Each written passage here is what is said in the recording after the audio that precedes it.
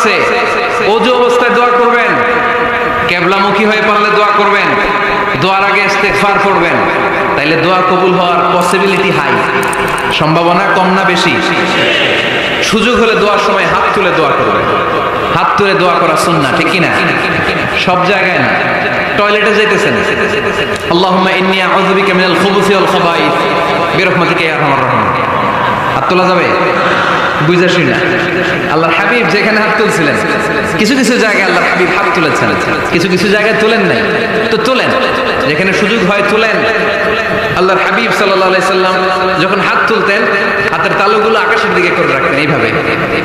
এজন্য আল্লাহর হাবিব বলতেন, ইযা সাআলতুমুল্লাহ ফাসআলুহু বিবুতুনি আকুফিকুম, যখন আল্লাহর কাছে চাইবে হাতের তালু দুইটা এরকম উঁচু করে আল্লাহর কাছে চাও। সুবহানাল্লাহ পড়ো। আমরা তো শুধু এতটুকু তুলি, আরাফার ময়দানে বিশ্বনবী চাইতে চাইতে চাইতে চাইতে চাইতে চাইতে এভাবে তুলে ফেলেছেন। বৃষ্টির জন্য দোয়া করার সময় চাইতে চাইতে চাইতে চাইতে এরকম তুলে ফেলেছেন। সাহাবারা বললেন, হাত্তা ইয়ারা বায়াদু ইবতাইহি, এমনকি বিশ্বনবীর বগলের শুভ্রতা আমরা সাহাবারা দেখতে পেলাম। আমাদের বগল কি শুভ্র?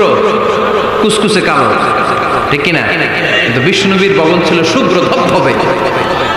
সাহাবারা বললেন, হাত্তা ইয়ারা বায়াদু ইবতাইহি, আমরা প্রিয় নবী সাল্লাল্লাহু আলাইহি ওয়াসাল্লামের বগলের শুভ্রতা দুই চোখে দেখতে পেলাম। চিল্লায় পড়েন আল্লাহু আকবার। এজন্য হাত তুলে দোয়া করা সুন্নাহ। হাত তুলে যখন মনে চায় দোয়া করবেন, এটা ইচ্ছা, চাইলেই করতে পারেন। কিন্তু সালাম ফিরানোর পরে আমরা দেশে যে ট্র্যাডিশনটা বানিয়ে ফেলেছি, তাসবিহ বাদ দিয়ে হাত তোলা, এটা বিশ্বনবী এবং সাহাবারা করতেন না। তবে ইন জেনারেলি দোয়া এমনি এমনি হাত না তুলে মুখে মুখেও করা যায়, আবার হাত তুলেও করা যায়। মনে মনে চাইলেও কেউ শুনে না, শুনে কে? আল্লাহর হাবিব বলেন, ইন্নাল্লাহা হাইয়্যুন কারীম, আল্লাহ খুব লজ্জাশীল। আল্লাহ কি? লজ্জাশীল। কেউ যখন হাত তুলে আল্লাহর কাছে কিছু চায়, ওই হাত ফিরিয়ে দিতে, ওই দোয়া ফিরিয়ে দিতে আল্লাহর লজ্জা লাগে। সুবহানাল্লাহ পড়তে পারলেন না? এজন্য হাত তুলে দোয়া করার দরকার আছে না নেই? দোয়ার মধ্যে আল্লাহর নাম নেবেন বারবার। আল্লাহর কয়টা নাম? কয়টা? কুল ইদউল্লাহা আও ইদউর রাহমান আইয়াম্মা তাদউ ফালাহুল আসমাউল হুসনা। আল্লাহরে আল্লাহ বলে ডাকো কিংবা রহমান বলে ডাকো, যে নামেই ডাকো কোনো সমস্যা নাই, তোমার ডাকে সাড়া দিবে কে? আল্লাহর একটা সুন্দর নাম আছে রহমান। কি নাম? দোয়া করার সময় আল্লাহর ডাক দিবেন, ইয়া রহমান, ইয়া রহমান, ইয়া রহমান। ডাকা যাবে? তিনি তো দয়াময় রহমান, ঠিক কিনা? দয়াময় রহমান শেখালেন কোরআন, বানালেন ইনসান, শেখালেন বায়ান। দয়াময় রহমান শেখালেন কোরআন, বানালেন ইনসান, শেখালেন বায়ান। দয়াময় রহমান শেখালেন কোরআন, বানালেন ইনসান, শেখালেন বায়ান, ঠিক কিনা? আল্লাহর এই সুন্দর নামগুলো ধরে ধরে দোয়া শুরু করবেন। ডাকবেন, ইয়া রহমান, আমার সাথে সাথে পড়েন, ইয়া রহমান, ইয়া রহিম, ইয়া গফুর, ইয়া গফফার, ইয়া সত্তার, ইয়া রাজ্জাক।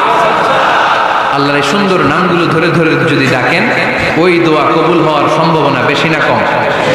আরো জোরে, বেশি না কম?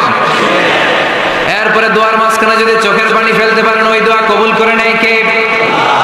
আবার সম্মিলিত যদি দোয়া করেন, একজন যদি দোয়া পরিচালনা করে, প্রতি দোয়ার পরে আমিন বলা সুন্নাহ, ঠিক কিনা?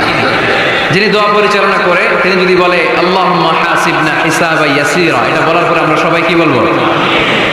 দোয়া যখন শেষ, তখন হাত দুটো দিয়ে চেহারাটা মাসে করা সুন্নাহ। করেন তো আপনারা? কানা রাসূলুল্লাহ সাল্লাল্লাহু আলাইহি ওয়াসাল্লাম ইযা রাফা'a ইয়াদাইহি ফিদ দুআ লাম ইয়াহুত্তাহুমা ইল্লা মাসাহা বিহিমা ওয়াজহা। আল্লাহর হাবিব যখন দোয়ায় হাত তুলতেন, দোয়া শেষে তিনি চেহারা মাসে না করে দুই হাত নামাতেন না। সুবহানাল্লাহ পড়তে হবে আওয়াজ করে। এগুলো মেনটেন করলে আপনার দোয়া কবুল করবে কে?